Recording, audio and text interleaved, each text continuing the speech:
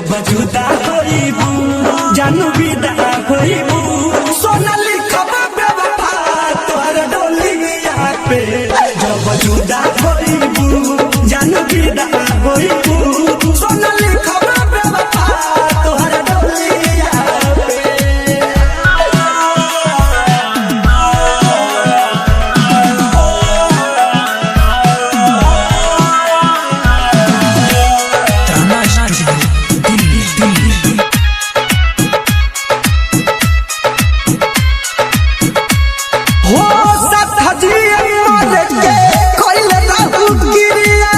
चल जाइबू जान ससुर करी के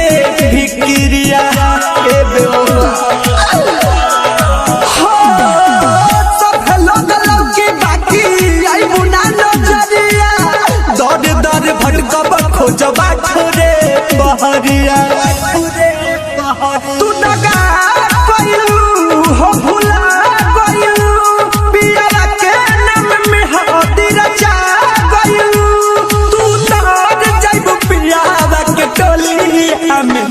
जब जुदा होइबू जानू विदा होइबू सोना लिखब बेवफा तोहर डोलिया पे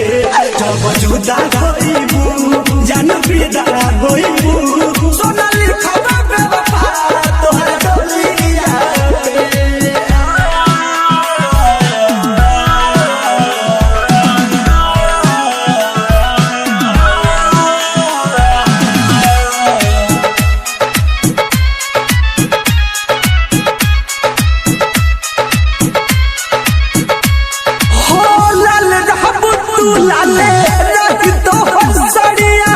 सोना तो सलीब डाले रही उजारे चादरिया हो